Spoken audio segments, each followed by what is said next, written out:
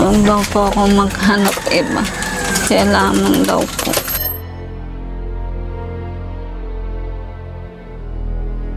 Ang dami nag-ano sa akin lalaki, tanggihan ko na lang po. Ayaw po si tatay.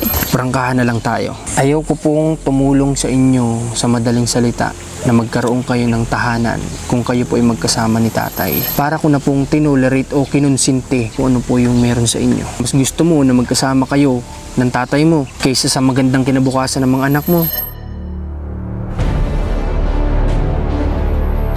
Hindi ko rin naman po rin anong kung papayag po tatay rin maghiwalay-hulay kami. Totoo lang ba gusto ko pahapo mawala dito sa mundo.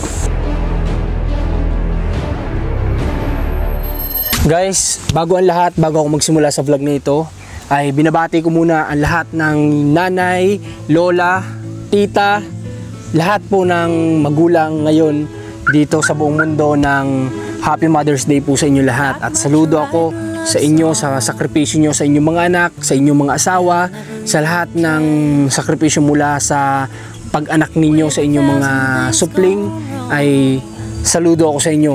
At enjoy nyo tong araw na to kung ano man yung mga sorpresa para sa inyo ng anak ninyo. Deserve nyo yan, tanggapin nyo yan, at sana bigyan pa kayo ng mahabang buhay bilang magulang. Okay? So ngayon nandito tayo ngayon sa bayan ng Rosario kina Ate Ninya kasi nga ay kakamustahin natin si Ate Ninya at total Mother's Day ngayon. Kaya may dala rin tayo sa kanya, syempre. Nandito sa loob, lagyan natin. So ito ay hindi ko din alam kung si Ate Ninya ba ay nakaranas na ng ganito sa naging asawa niya dati. Pero konting ano lang, konting para ma-appreciate niya din yung bilang pagiging ina. Kaya may dala tayo dito. Tara.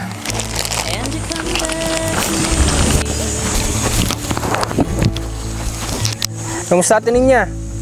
Ayos naman po. Ha? Ayos naman po. Oh, Happy Mother's Day Ate Ninya. Yung po kayo nagpunta dito. Oh, para sa iyo yan. Dumating naman po iba. Ate Ninya, alam mo ba na Mother's Day ngayon? Ha? Alam mo ba na Mother's Day ngayon? Hindi po. Hindi mo alam. Araw ngayon ng isang ina. Kaya binabati kita ng Happy Mother's Day.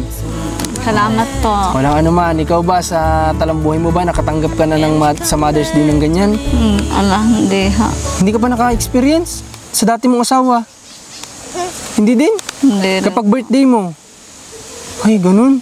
Hindi Halimbawa kapag araw ng mga puso, kawawa naman. Hindi ka man nakatanggap sa kahit sinong tao? Hindi ka binibigyan ng flowers, cakes, chocolate? Hanggang bati lang po sila sa akin. Binabati ka naman. Apo. At least binabati ka. Ano? At least binabati ka. Apo. Mabuti din kung ganun. Okay, so Ate Ninya, dapat bukas pa ako dito pupunta. Pero dahil Mother's Day nga ngayon, naisipan ko na dalhan ka din ng konting gift. Kasi alam ko na deserve mo din naman sa pagiging ina mo. Di ba? Nakikita ko din naman na mahal mo rin naman talaga itong mga anak mo. At doon ako saludo sa mga nanay na ganun. Kamusta pala ang tiyan mo? Ayos naman po. Wala pa bang sakit na nararamdaman? Hindi pa po. Wala pa? Okay. Hindi pa nga po makagala. Pwede pong maggala. May napansin ako dito sa lugar niyo, pesta ba? Tapos na po. Kung anong araw yan. Nung 10, nag-fiesta dito o saan kayo nagpunta ng fiesta? Wala po. Dito lang po kami sa bahay. Bakit? At tatay po ang nagluwabas. Si tatay ay lumabas? Sa kanya mga kaibigan? Opo. Ako nakapundo lang ko dyan. Ate Ninya, sa mga dumaan mong kaarawan, matanong ko sa'yo. Sa mga dumaan mong kaarawan, ano yung mga kaganapan na nangyayari kapag kaarawan mo?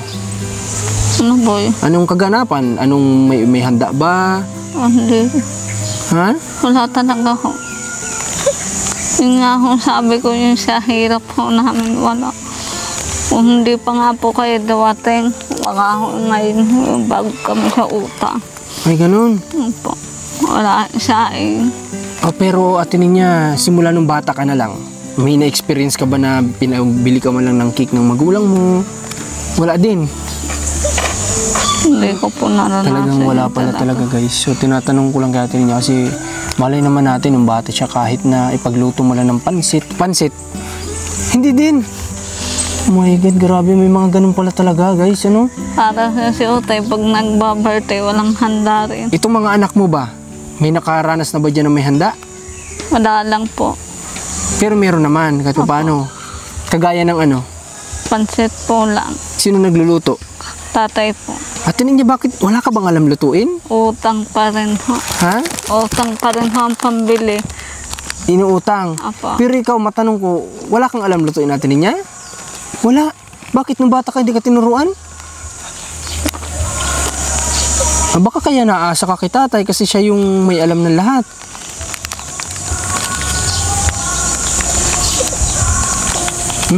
Okay, hindi pala natuto si Ate Ninya. So, 'di ba, dapat sa babae, dapat marunong tayo magluto. 'Di ba? Dapat ang babae ang nagluluto sa bahay.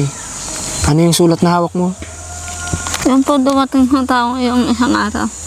Ito ay pinabibigay? Yun ho pangalan. Para saan daw ito? Wala ho, dumating ho sila diya. Sabi ko, para saan ho kayo punta dito? Para lamang daw kung kamustahin ako. Anong gagawin ko daw dito? Hindi ho, yung nagpunta. Ay, sila yung nagpunta dito. Parang sinulat nila yung pangalan nila para ipaalam na sila yung nagpunta dito. Opo, Okay. Si Sir Edwin at si Ma'am Rhea. hahanap kayo. Oh, okay. So, nagpunta sila dito. Okay. So, Ate Ninya, kayo ba yung nagtanghalian na po? Hindi pa po. Anong oras na ba? Oh, alauna na. Hindi pa kayo nagtanghalian. Hindi pa. May nabalitaan ako sa anak mo, ha? May nabalitaan ako sa anak mo. Ano po? Marahil alam mo na kung ano. Alam mo ba nang ginawa ng anak mo? Hindi. Alam mo? Alam ko na po yun. Nasabihan ko na po siya. Bakit nagagawa ng anak mo yun? Hindi ko po nga po alam eh. Nabigla nga po ako diya sa bahay. Nagpapahinga po ako eh. Nagtawag po diya. Sino ang nagtawag dito sa bahay niyo? Pa, Sino ang tumawag dito sa bahay niyo? yung pong ano ho. Barangay o tanod o ano? O Yung pong bahay. yung may-ari ng bahay? May-ari? Ari ho bahay. Nabayaran ko na rin ho. Balik ko. Kaso nga lang, Sabi ko, hihingi ho ako pasensya. pero Ate Ninya, kayo wala kayong alam sa ganito na ginagawa niya? Bakit niya nagagawa yun, Ate Ninya? Hindi ko nga po alam din. Kahit pa paano naman, nag-aabot naman ako sa inyo, ha? Bakit nagagawa pa yung ganun? Pagsabihin mo siya, Ate Ninya, ha?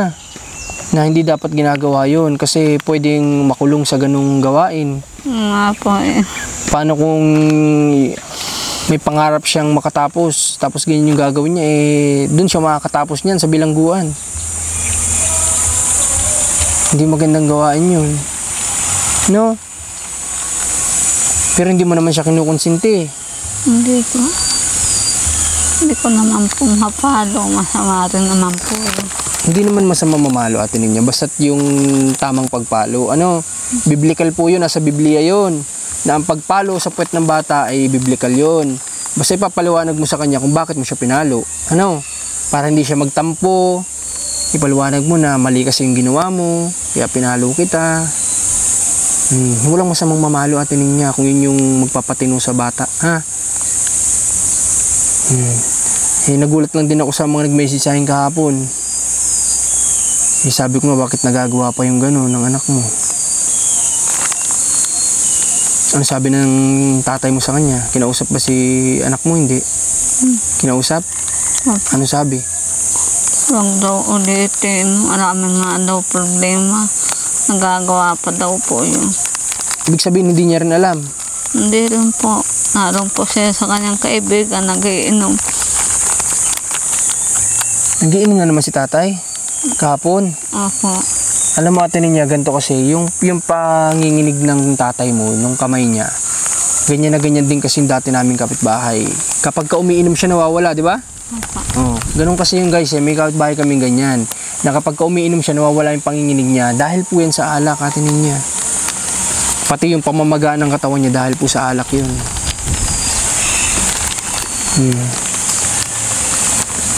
Papasok mo muna yan sa loob para di ka mahirapan. Pasok mo nga. Oh, palagay mo muna dyan sa loob. Cake yan, baka ano. Okay. So atin niya, isa rin sa pinunta ko dito, gusto kitang tanongin doon sa inalok ko sa iyo. Kamusta? Napag-isipan mo ba? Alam pa. Yung inalok ko sa iyo nung nakaraang pagpunta ko, na pwede kang magkaroon ng tahanan, magandang tahanan. Kung nalagay na po loob kung kapilang ko po ang tatay. Sabi ko, ngayon po, nakita ko ang tatay lupa. Ipapel na. May lupa. Sabihin ko daw po sa inyo, sa akin po ang number. Ate Ninya, sana maunawaan mo ako ha. Ganto, paprangkahin na po kita. Ayaw ko pong tumulong sa inyo sa madaling salita na magkaroon kayo ng tahanan kung kayo po ay magkasama ni tatay. Kasi po para ko na, di ba alam natin na mali po itong nangyayari. Kapag po kayo ay binigyan ko ng tahanan, lupa, para ko na pong tinolerate o kinonsinte kung ano po yung meron sa inyo. Ayaw ko po sa inyo maging plastic, magiging prangka po ako sa iyo, Ate Ninya. Kaya nga po ino-offeran kita na bumuo ka ng pamilya mong masasabi talagang sa iyo. Yung walang mali. Okay lang po kung hindi pa niya po tutulungan kanyang bagay. Ibig sabihin guys, si Ate Ninya, nasanay kita ko sa kanya, ay sanay na sa hirap. Mas gusto mo na magkasama kayo ng tatay mo kaysa sa magandang kinabukasan ng mga anak mo. Alin po ang mas gusto mo, Ate Ninya? Nahihirapan po ako sa sarili ko. Maiwan ang magulang ko. Ate Ninya, kagaya nga ng sinabi ko po sa iyo, talagang ganun ang buhay. Kapag pumasok na sa pagpapamilya ang anak, talagang mahihiwalay yan sa magulang. Ganyan po ang buhay, yan yung realidad. Kami din, mahal kami ng mga magulang namin, sanay silang kasama kami, pero alam nilang darating at darating ang oras na kapag nag-asawa kami, hihiwalay kami sa kanila. Ganun yun. Hindi dapat tayo habang buhay nasa poder ng magulang. Walang masamang tulungan natin sila kung nakakaluwag tayo. Ganun lang, tulungan natin sila. Ikaw ba, Ate Ninya, tatanungin kita? Prangkahan na lang tayo. Ate Ninya, ha? Gusto ko prangkahan tayo, ha? Ikaw po ba, Ate Ninya, ay sa tingin mo ba wala ka ng ibang masasandalan kundi ang tatay mo? Yun ba ang akala mo? O yun yung sa tingin mo? Paano kung kausapin ko ang mga kapatid mo at gusto nilang mahalin ka, tanggapin ka at sandalan mo sila? Tatanggapin mo ba? Paano kung kausapin ko ang mga kapatid mo at iparealize ko sa kanilang kailangan mo sila? Para maramdaman mo din, Ate Ninya, na hindi lang tatay mo ang masasandalan mo, pati yung mga kapatid mo, mas pwede mong sandalan. Hindi po alam kung tatanggapin pa po akong kapatid ko. Paano kung kausapin ko sila, tanggapin ka nila at mahalin ka nila bilang kapatid?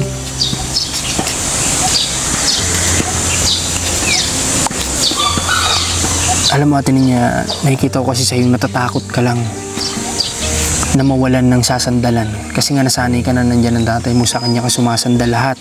Siya yung dumadamay sa'yo sa lahat. Pero what if, papaano na lang kung ang mga kapatid mo ay willing, handang tanggapin ka? Kakayanin mo na bang iwanan sila ang tatay? Prangkahin mo ako, Ate Ninya, ng sagot. Kaya mo na ba?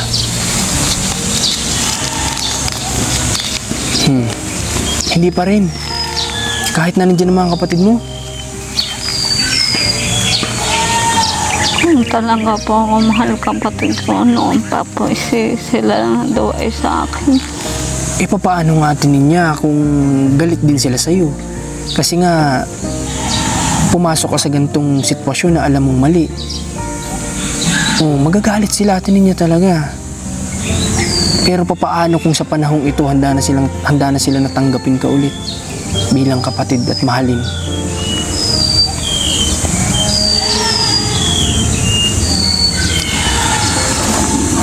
So, isa lang kasi nakikita ko sa Ate Ninya na ikaw po ay hindi ko alam kung, pero isa lang talaga nakikita ko sa Ate Ninya na baka inaakala mo kasi na si tatay na lang talaga yung masasandalan mo sa panahon. Siya lang yung nakakaintindi sa'yo. Tama ba ako? Si tatay lang yung nakakaintindi sa'yo? Hindi naman po ganyan. Sa akin lang po, masarap po may magulang rin. Masarap ang may magulang na kasama. Opo. Ate Ninya, ganito, paparangkahin kita. Yung pagsasama niyo po kasi ni tatay, madami po kasing pwedeng mangyari. Lalo na nagawa na nga sa'yo ni tatay. Pwedeng maulit ng maulit ng maulit ng maulit. Malaking kasalanan sa Diyos yun.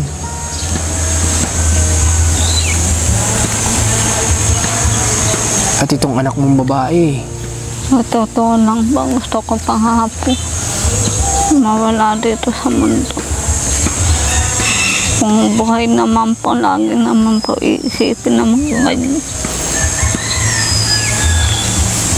Kahit saan na saan magpunta, ganyan pa rin po, dala-dala pa rin po ang problema.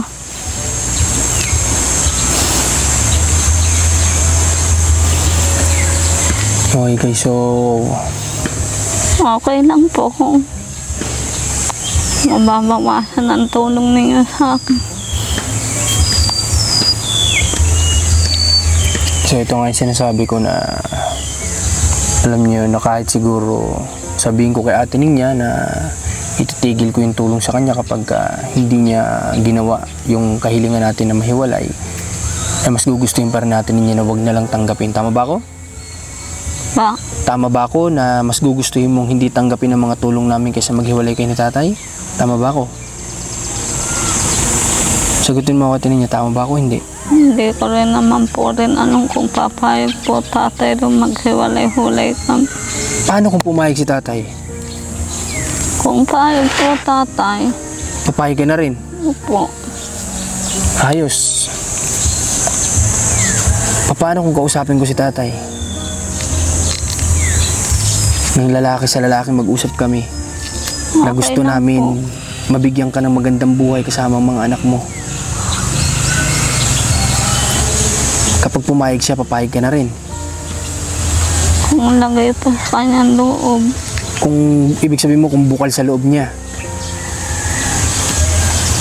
Okay, sige. Binigyan mo ako ng pagkakataon na pag-asa Ate Ninya. Sige, kakusapin ko ang tatay mo. Ngayon may lakad kasi siya, di ba? Sabi niya.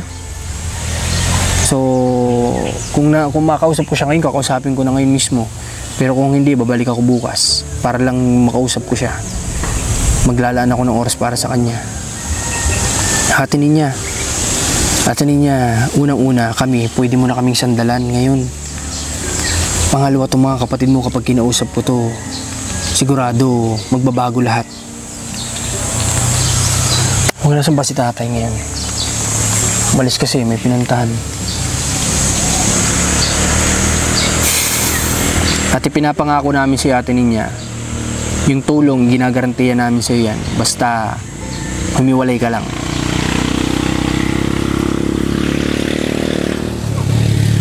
Okay? Kasi Ate Ninya, kapag kinonsinti ko naman yung ginagawa po ninyo ng tatay mo, pasensya na sa words ko, pati kami, magkakasala kami. Para kaming kumonsinti sa mali. Para naming hinayaan yung mangnanakaw na mangnakaw. Parang ganun.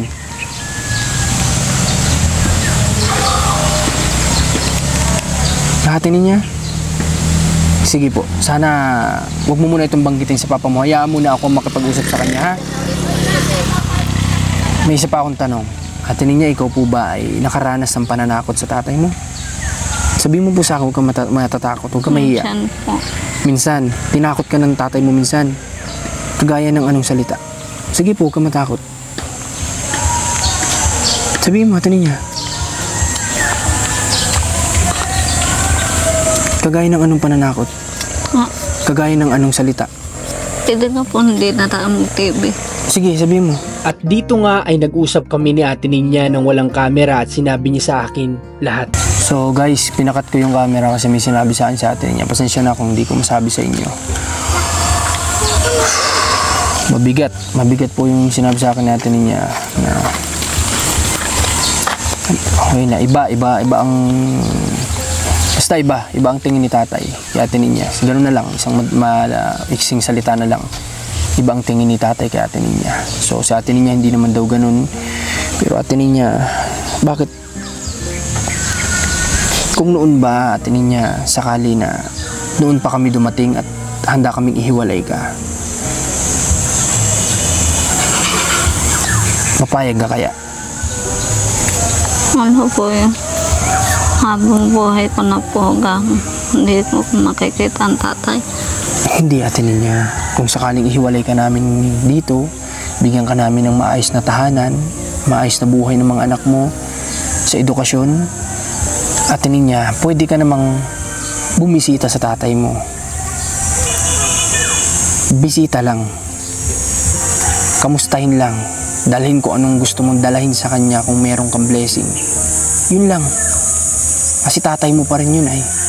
Wala pa rin ikaw dito sa mundo kung di pa rin dahil sa kanya. Di ba? Kaya wag mo isipin na kapag inilayo ka namin ay habang buhay mo nang siyang hindi may kita. Hindi ganun. Magpasama ka sa kapatid mo, bumisita kayo dito, ganun. Pero gusto ko may kasama ka.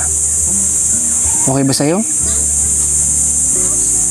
Magtiwala ka sa amin natin niya. Tiwala mo yung buhay mo sa amin kasi hindi ka namin ilalagay sa masama.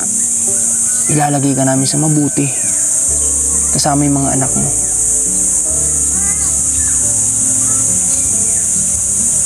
Gusto ko magkaroon ka din ng panghanap buhay na maaalis lahat ng malilimutan mo lahat na nakaraan mo. Pwede ka naman magsimula, pwede ka naman namin i-guide, pwede ka namin turuan sa pagsisimula ng negosyo. May calculator naman na ngayon, hindi ka matatakot sa pagsusukli. Diba? Tama ba ako? Diba?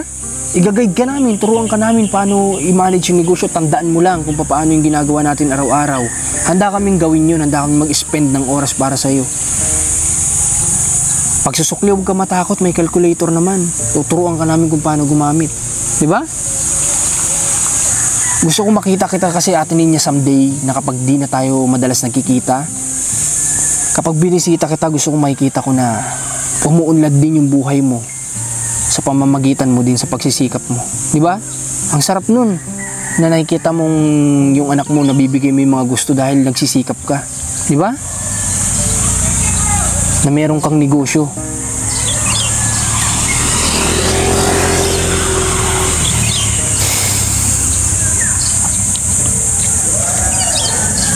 Ngayon sa Ate Ninya, huwag mo masyadong paguluhin yung isip mo sa ngayon ha. Baka naguguluhan ka na ay sa lahat ng sinasabi ko. Basta isa lang yung gusto naming gawin. Yung mabigyan ka at ng mga anak mo na maayos na buhay. Yun lang, walang iba ha. Ate Ninya ha. Huwag mo na masyadong isipin. Basta yun lang. At huwag mo muna kausapin si tatay tungkol dito. Hayaan mo ako yung mga pag-usap. Okay ba yun? Okay. Sige, so balis kasi si tatay guys. Gusto ko sana ngayon na mismo face to face na kausapin si tatay. Alam mo ba Ate Ninya, sabihin ko sa'yo na si tatay, sa'yo ko mismo sasabihin, ayaw ko maging plastic talaga. Si tatay, alam mo ba na hindi ako ganito makipag-usap sa taong may ginagawang mali sa kapwa ko tao. Yung pakikipag-usap ko sa kanya, hindi ako talaga ganun. Kaya kong prangkahin si papa mo sa lahat ng ginagawa niyang mali. Pero kinakailangan ko rin pakasamahan si tatay mo. Kasi nga, iba pa yung nakikita ko sa ngayon ay. At kailangan ko pa yun.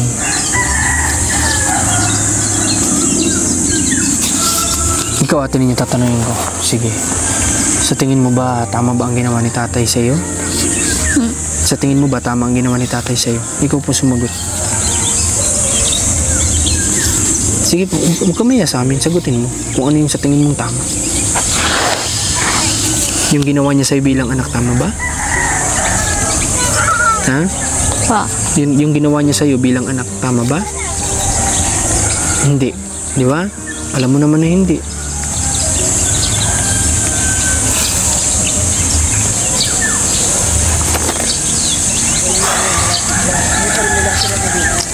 Okay, sige. Magkasikaso ng pagkain. May pagkain na ba kayo? Magkain ka naman. Sige na. At bawal ka malipasan ng pagkain. Hindi ka pa kumain. Mamaya na. Ha? Mamaya na. Kain na para hindi malipasan ng pagkain. Kawawa ka. Yung baby mo, hindi dapat ikaw nagugutuman. Tikman mo yung dala kong cake. Halika. Hali. Pwede ka naman siguro ng matamis konti. Halika na. Tara. Tara dun sa loob mo. Ha? Bakit? Mamaya na lang po. Bakit?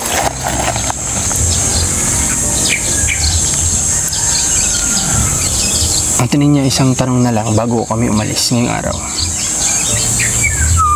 Tatanggapin mo pa ba kami bilang tumutulong sa'yo? O mas pipiliin mo kung ano itong buhay mo ngayon? Kung tanggap po ang tatay, mawala sa amin siya. Pero kami tanggap mo pa rin ba kami bilang tumutulong sa'yo? Ha? Sabi ko nga po sa inyo, mababawasan nga po tulong ninyo sa akin, okay lang. Huwag lang kayo maghiwalay. Tanggap ko naman po. Huwag lang kayo maghiwalay. Yun po. Kung talaga po hindi papayag po tatay, ganyan ang Ayaw mo na rin. gagawin. Ayaw mo na rin. Ibig sabihin, ayaw mo na rin.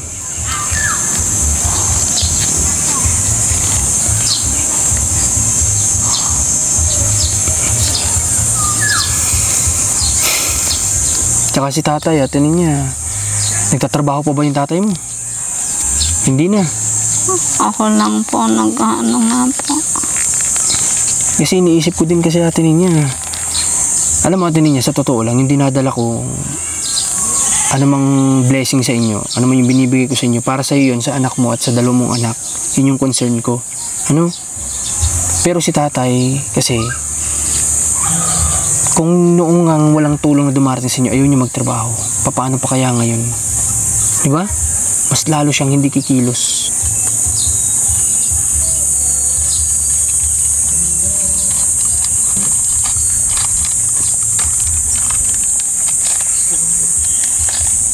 Basta pag-isipan mo at kakusapin ko rin tatay mo, ha? Kung papayag siya o hindi, ha? Basta binibigyan kita ate ninyo ng ultimato na kung sakaling hindi nyo kami mapagbigyan, ay baka possible hindi na rin ako pupunta dito.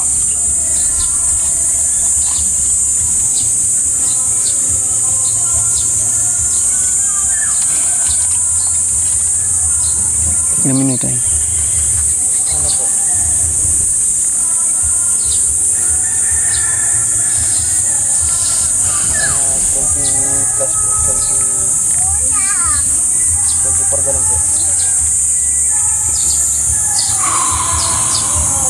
Alam mo, atin niyo kasi ang hirap talaga sa totoo lang itong sitwasyon mo. Pati ako, nahihirapan ako kung paano ko ito may sasayos. Ayaw ko naman dumating atin ninyo sa punto na kinakailangan ko lumapit sa otoridad para lang may tama ang mali. Sabi nga po niya po ang tatay kung papayag. Kung pumayag po, payag na rin po ako. Sa totoo lang nga, atin ninyo, dapat kahit ayaw niya, ikaw masusunod. Kasi may sarili kang desisyon sa buhay, hindi nakadepende ang desisyon mo sa kanya.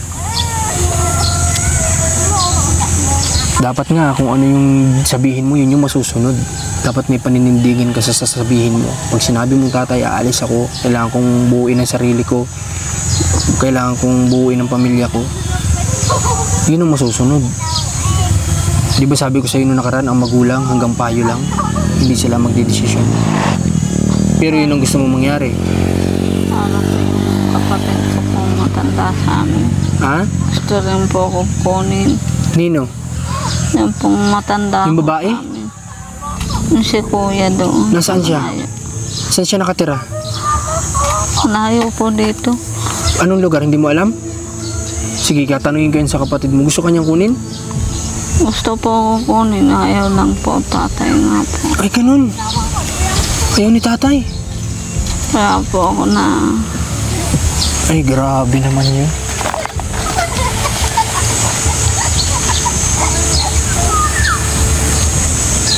Grabe naman yun, guys.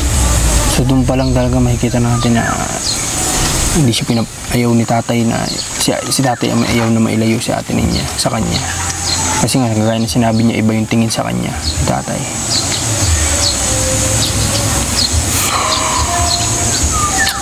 Marami naman itong problema mga tinin niya. Pero hindi kita susukuan natin niya. Alam, basta mapagbigyan mo lang ako sana dito sa kahilingan ko. Willing ako na gawin lahat ng tulong para sa iyo, lahat ng mga kaya ko. Basta mapagbigyan mo lang ako sa kagustuhan ko, sa kahilingan ko. Para sa iyo din naman yun, di naman sa akin eh. Diba?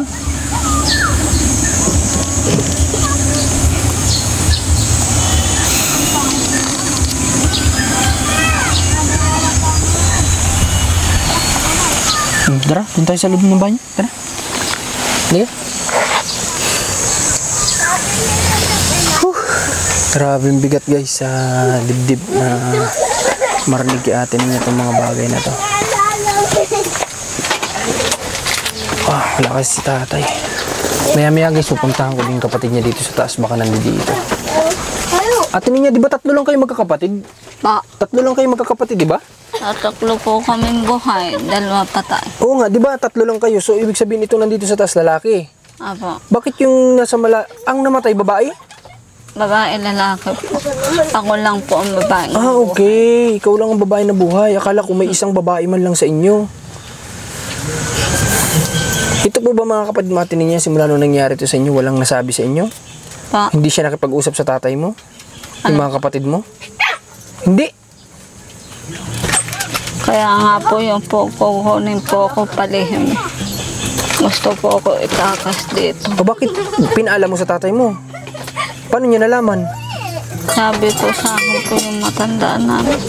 Sino nagsabi? Yung po kuya kong matanda sa amin. Sinabi niya kanino? Sa akin po. Oo nga, di ba palihim ka gustong ilayo? Paano nalaman ni tatay? Pa, Paano niya nalaman na ilalayo ka? hindi ko lang po alam. Hindi mo alam kung kanino niya nalaman.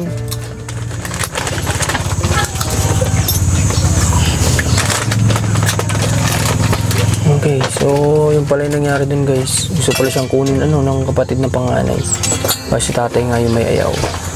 At anong nangyari nung time na yun? Naka-impake ka na? Hindi naman. Pa, Naka-impake ka na nung oras na yun? Hindi.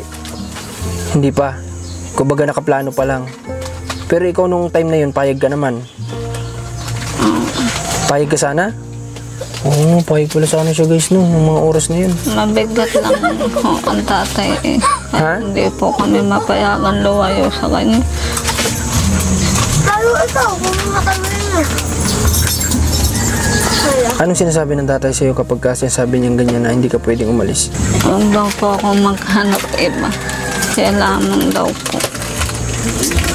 Kaya, Bro, Kahit po ang dami nag-ano sa akin lalaki, tanggihan ko na lang po. Ayaw po si tatay. Siya daw sa kanya, sa akin lamang daw. sa kanya ka lang daw.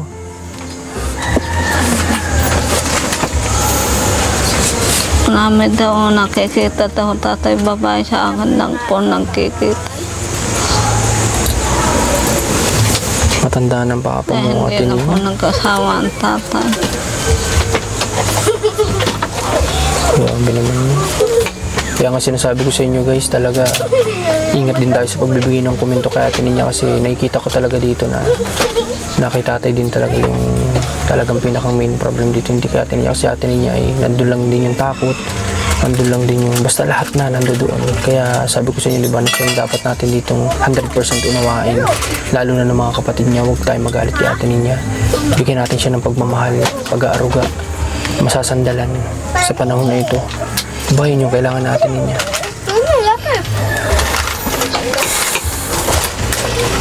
Tingin niya, salamat ha. Mapasalamat ako sa'yo. Pinagkakatiwalaan mo kami ha. Yung mga kwento mo ha. Basta, Kung hindi naman po papayag tatay, oo. aalis na po kayo sa amin.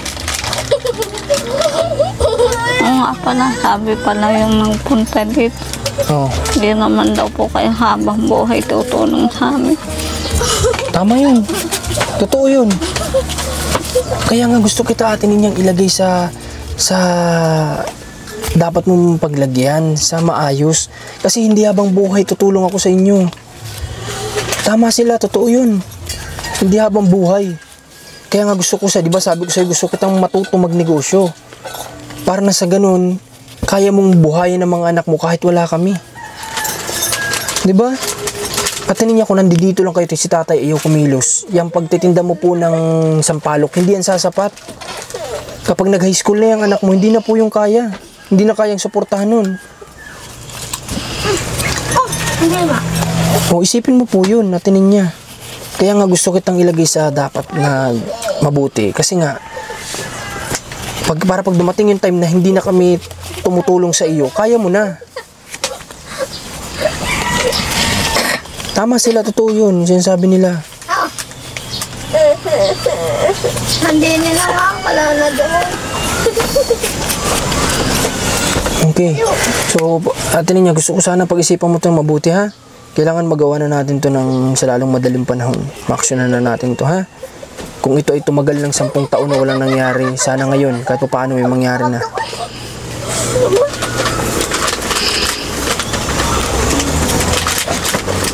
Okay, so ngayon guys, ay pupuntahan ko din yung kapatid niya dyan sa taas para makausap natin. Para na sa ganun ay malaman din natin yung kung bakit nagkaganito, umabot sa ganito katagal.